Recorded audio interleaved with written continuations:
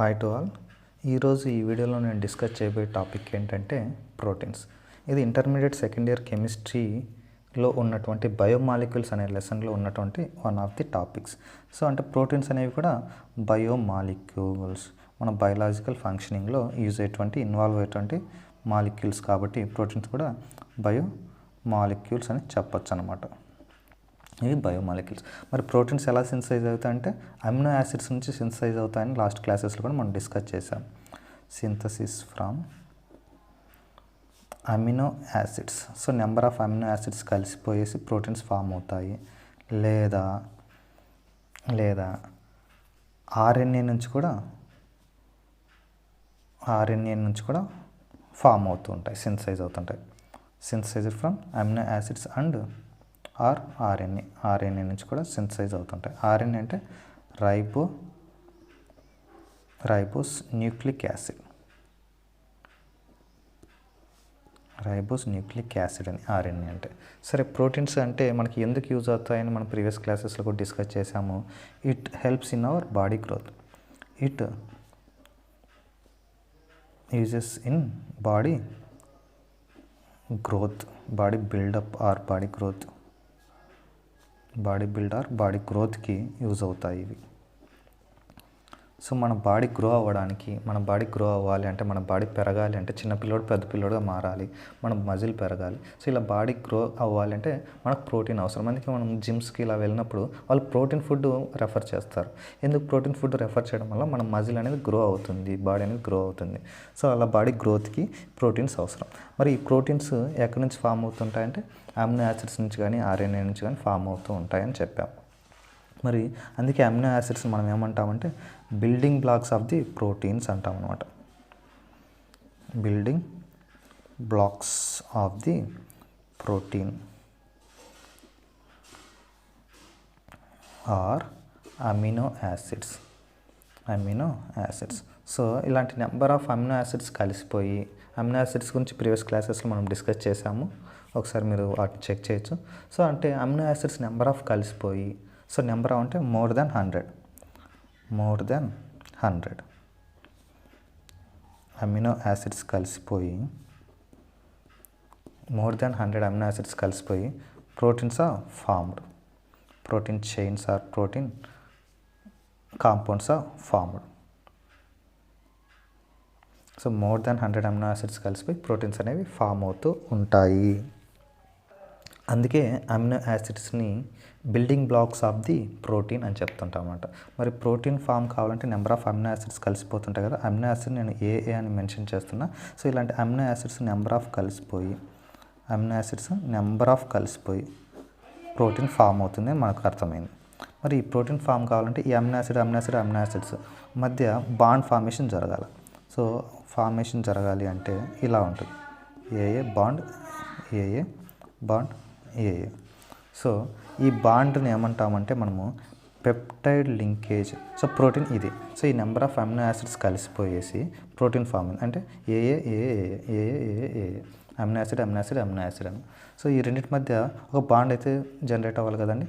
ఆ బాండ్ని మనం ఏమంటామంటే peptide bond or peptide linkage అంటాం అన్నమాట. Peptide bond or peptide linkage. ఇది కూడా కోవలెంట్ బాండ్ అన్నమాట. సో ఆ బాండ్ ఏంటంటే కోవలెంట్ బాండ్. ఆ బాండ్లో ఉన్నటువంటి ఆ కాంపౌండ్స్ ఏంటంటే పెప్టైడ్స్ అన్నమాట. సో పెప్టైడ్ అంటే దీని గురించి ఎక్కువ డిస్కస్ చేసి టైం వేస్ట్ చేయను. CONH గ్రూప్ బాండ్ ఫార్మేషన్ అనమాట. ఆ COకు NHకు మధ్య ఇలా బాండ్ ఉంటే దాన్ని పెప్టైడ్ బాండ్ అంటాం. సో దీని గురించి క్లాస్ వచ్చినప్పుడు సపరేట్గా దీని గురించి ఎక్స్ప్లెయిన్ చేస్తాను. ఓకే. సో అమినో యాసిడ్లో ఉన్నటువంటి యాసిడ్ గ్రూప్లో నుంచి CO, అమిన్ గ్రూప్లో నుంచి NH, ఈ రెండు కలిసిపోయి వాటి మధ్య బాండ్ ఫామ్ అవుతుంది. దీంట్లోంచి యాసిడ్, దీంట్లోంచి NH, దీంట్లోంచి యాసిడ్, దీంట్లోంచి NH, ఇలా వాటి మధ్య ఇలా బాండ్ ఫామ్ అవుతూ ఉంటుంది. ఈ గ్రూప్ను మనం పెప్టైడ్ గ్రూప్ అంటాము. ఆ బాండ్ పెప్టైడ్ బాండ్ లేదా పెప్టైడ్ లింకేజ్ అంటాము. అందులో ఉన్న బాండ్ ఏంటంటే కోవలెంట్ బాండ్ అనమాట. అందుకే ప్రోటీన్ ఒక పాలిమర్ అని చెప్పేసాం మనం. సో పాలిమర్స్ లెసన్లో ప్రోటీన్ ఈజ్ ఏ పాలిమర్. దాంట్లో మోనోమర్స్ ఏంటంటే అమినో యాసిడ్ అని చెప్పాం. Protein is a polymer. So number of monomers అయినటువంటి అమినో యాసిడ్ కలిసిపోయి ప్రోటీన్ అనే ఒక polymer long chain bulk compound అనేది ఫామ్ అవుతుంటుంది అని చెప్పాం. So more than 100 amino acids అయినటువంటి మోనోమర్స్ మిక్స్ అయిపోయి ప్రోటీన్ అనే ఒక బల్క్ కాంపౌండ్ ఫామ్ అవుతుంటుంది. మరి ప్రోటీన్స్కి ఎగ్జాంపుల్గా మనం చూస్తే ప్రోటీన్ ఎగ్జాంపుల్స్ చూస్తే మనం చాలా చూడొచ్చు. ఎగ్ యోక్, ఎగ్లో ఉన్నటువంటి ఆ యోక్ ప్రోటీనే. హిమోగ్లోబిన్ ఒక ప్రోటీనే. హిమోగ్లోబిన్ ప్రోటీనే. తర్వాత హిమోగ్లోబిన్ అంటే బ్లడ్లో ఉంటుంది. తర్వాత కెరాటిన్ అనేది ఒక ప్రోటీనే. ఈ కెరాటిన్ ఎక్కడ ఉంటుందంటే మన నెయిల్స్, హెయిర్స్లలో ఉంటుందన్నమాట. తర్వాత ఇన్సులిన్ అనేది కూడా ఒక ప్రోటీనే. సో ఇన్సులిన్ గురించి ప్రీవియస్ క్లాసెస్లో మనం ఒక హార్మోన్ అని చెప్పాం.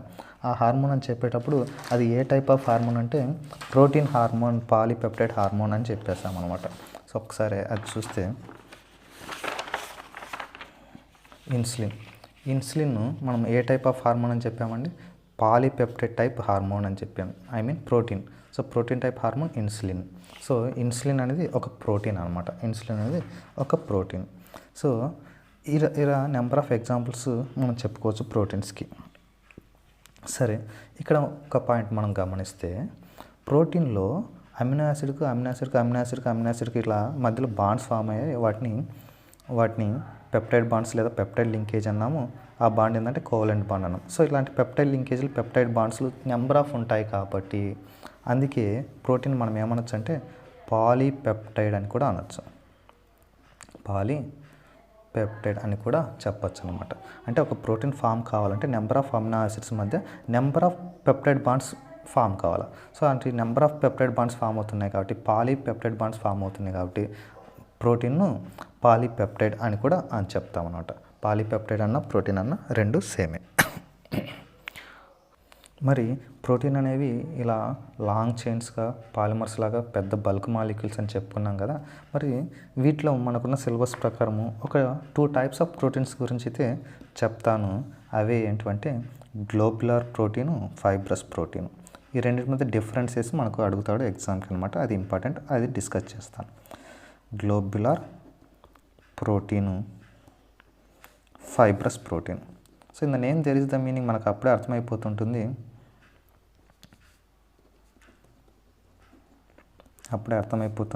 గ్లోబ్యులర్ అంటే ఏంటి, ఫైబ్రస్ అంటే ఏంటి? ఫైబర్స్ లాగా ఉంటే దాన్ని ఫైబర్స్ అంటాం. గ్లోబ్యులర్ అంటే స్పెరికల్గా కాయిల్స్ లాగా ఉంటే దాన్ని గ్లోబ్యులర్ అంటాం. అంటే ప్రోటీన్స్ యొక్క అరేంజ్మెంట్ బేస్ చేసుకున్నాం అన్నమాట. సో ప్రోటీన్ యొక్క అరేంజ్మెంట్ అంటే ప్రోటీన్ డిఫరెంట్ స్ట్రక్చర్స్లో అరేంజ్ అయ్యి ఉంటాయన్నమాట. సో ఆ డిఫరెంట్ స్ట్రక్చర్స్లో అరేంజ్ అయిన ప్రాసెస్లో కొన్ని కాయిల్స్ లాగా స్పెరికల్గా ఉంటాయి, కొన్ని ఫైబర్స్ లాగా, చైన్స్ లాగా ఉంటాయి. అలాంటి వాటిని స్ట్రక్చర్స్ని బేస్ చేసుకొని ఈ టైప్స్ మనం చెప్తే వాటిలో గ్లోబ్యులర్ ప్రోటీను, ఫైబ్రస్ ప్రోటీను అని 2 రకాల ప్రోటీన్స్ గురించి డిఫరెన్సెస్ అడుగుతాడు. సో గ్లోబ్యులర్ ప్రోటీన్స్ అంటే ఎలా ఉంటాయంటే అరేంజ్డ్ ఇన్ యాజ్ కాయిల్స్ లాగా ఉంటాయి, స్పెరికల్ షేప్లో ఉంటాయి. అరేంజ్డ్ యాజ్ కాయిల్స్ లాగా. సో ఇప్పుడు జెట్ కాయిల్స్ చూస్తున్నాం. జెట్ కాయిల్ అని ఎందుకుంటున్నాం? ఒక స్పెరికల్ షేప్లో అరేంజ్ అయ్యింది కాబట్టి, రౌండ్ షేప్లో అరేంజ్ అయింది కాబట్టి. అదే దీంట్లో ఎలా ఉంటుందంటే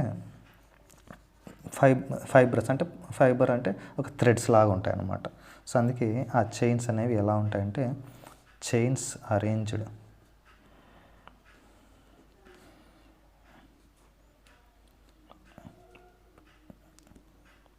in parallel to each other. So దీంట్లో ఉన్నటువంటి చైన్స్ ప్యారలల్గా ఉంటాయంట.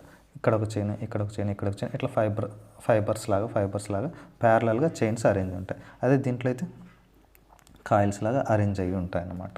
ఓకే, ఇవి స్పెరికల్గా ఉంటాయి, spherical in shape. So globular అంటే స్పెరికల్ షేప్లో ఉంటాయి. ఇవి వచ్చేసి థ్రెడ్స్ లాగా ఉంటాయి అన్నమాట, థ్రెడ్ లాగా ఉంటాయి, దారాల్లాగా ఉంటాయి అన్నమాట, థ్రెడ్ లైక్ అన్నమాట. ఇవి వాటర్లో సాల్యుబుల్ అవుతాయి, వాటర్ సాల్యుబుల్ అనమాట.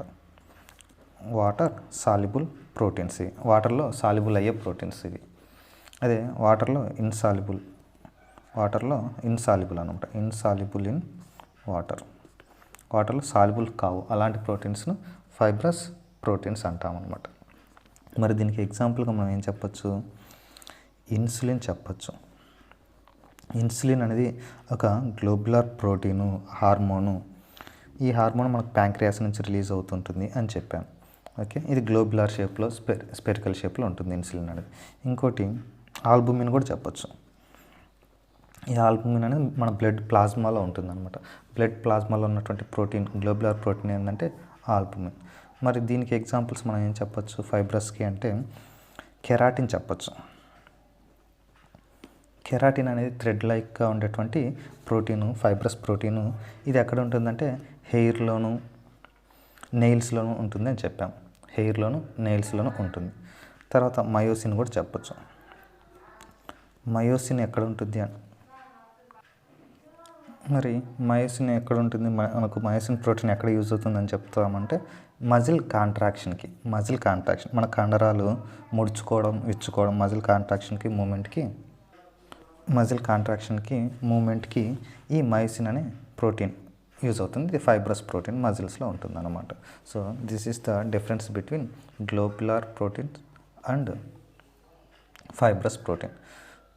సో ఈ గ్లోబులర్ అంటే కాయిల్స్ లాగా స్పెరికల్గా అరేంజ్ అయి ఉంటాయి. ఇవి ప్యారలల్గా థ్రెడ్స్ లాగా అరేంజ్ అయి ఉంటాయి ఫైబ్రస్. ఇవి వాటర్లో సాల్యుబుల్ అవుతాయి గ్లోబులర్ ప్రోటీన్స్, వాటర్లో ఇన్సాల్యుబుల్ అవుతాయి ఫైబ్రస్ ప్రోటీన్స్. గ్లోబులర్ ప్రోటీన్స్కి ఎగ్జాంపుల్గా ఇన్సులిన్, ఆల్బుమిన్ చెప్పుకోవచ్చు. ఫైబ్రస్కి ఎగ్జాంపుల్గా కెరాటిన్, మయోసిన్ చెప్పుకోవచ్చు. ఇదండి ఈరోజు క్లాస్లో మనం ఏం డిస్కస్ చేసామంటే ప్రోటీన్స్ అంటే ఏంటని డిస్కస్ చేసాము, అవి ఎలా సింథసైజ్ అవుతాయని చెప్పాము. ప్రోటీన్స్ని పాలిపెప్టైడ్ కాంపౌండ్స్ అని చెప్పాము. సో ప్రోటీన్స్ మధ్య ఉన్నటువంటి ప్రోటీన్స్ ఫామ్ కావడానికి అవసరమైన అమినో యాసిడ్స్ మధ్య ఫామ్ అయ్యే బాండ్స్ను, ఆ కోవలెంట్ బాండ్ మనం ఏమన్నాం అంటే peptide bond or peptide linkage అన్నాం. అందుకే ప్రోటీన్స్ పాలిపెప్టైడ్స్ అన్నాము. ఇవన్నీ ఒక ప్రోటీన్ అనేది కూడా ఒక పాలిమర్ టైప్ అని చెప్పాము. ఎగ్జాంపుల్ కొన్ని ప్రోటీన్స్ చెప్పుకున్నాము. ఆ ప్రోటీన్స్లో గ్లోబులర్ ప్రోటీన్స్, ఫైబర్ ప్రోటీన్స్ అని కేటగరైజ్ చేసేసి వాటి యొక్క నేచరు, వాటి డిఫరెన్సెస్ మనం డిస్కస్ చేయడం జరిగింది. ఈరోజు క్లాస్ అర్థమైందని అనుకుంటున్నాను. అర్థం కాకుంటే మళ్ళీ ఒకసారి రిపీటెడ్గా వినండి. అప్పటికే అర్థం కాకుంటే మీ డౌట్ ఏంటో కామెంట్ సెక్షన్లో కామెంట్ చేస్తే నేను కన్సల్ట్ చేసి మీకు ఎక్స్ప్లెయిన్ చేసే ప్రయత్నం చేస్తాను. Thank you.